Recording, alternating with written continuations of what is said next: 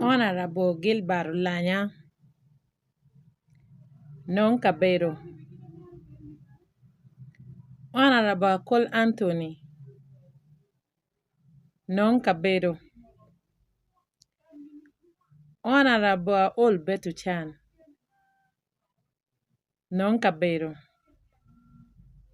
Pinga wajo man.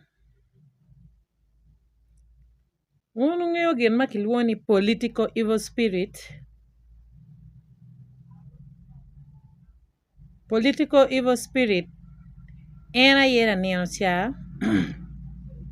iba peje ineno men numa awati en aye chatan e unu tiyu kedu ma da lo telawa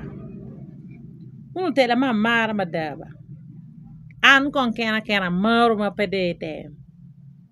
ento neno e unu wero that political evil spirit tiyu kedu ma pede tem. Imagine wun bene kikin ken ni aniang ni otim mari dias paluwe ba be otiku luwe ma wuno ye otika promoting gin ento cha madong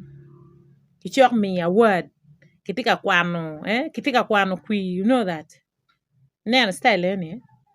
kitika kwano kwi wun anyway waka mete utime mo lutela wa mara utimo kumu ung'eyo ma wun jo moti nena lutela ni kumako tingio wa lutira pi wan ng'a motelo yo is it Gilbert ng'ara chele yo telo yo ki Johnny wangu dote okire dongi ti chera chel dongi kejo chawa ti maraj gi kejo chawa ti maraj wang'eyo gire chawa bero ti maraj but don't want invited guests kawa ruot bene mwaka mo kenyo ruoro bedo pi uru ni tere pien ki luoye ni ene bin inen ngo time kiru butum kere aya wun ken en be petty first time ba me beri ya word e oni ento nen endo where that political evil spirit en ki kar me kwi enini otiyu kedu ma pade otem lo teno tua ma wan chunywa po bedo yom do no chawa ti marach but dano bedo jo atikiro teno go bedo wun invited guests okwero bedo ki loko kedu dong be wadong puye walok pa ngaro mo ken ma en be pa blaming wun ang'e ni en chiem oni chien me politik ma kichwara ni kong waneno kong gen this time kada go timo gen ma giromo timo ne nyim lwaki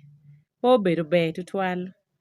wun ki luo wa kwene ochero ko lao ochero ko ni Buganda ochero ko obedo chidong pilo tino enini an we wuni guber ka kwoni baba yebu mia wet mama yebu mia wet we ho yom igi ang'eni bere ka pegi mo oloto ng'ara chel tie mo bino o wani an chunya po bedo yom no mero bedo ko kadi no ko ati chwe er ko ki ken en mamua enini yeno wuti ka ngwachne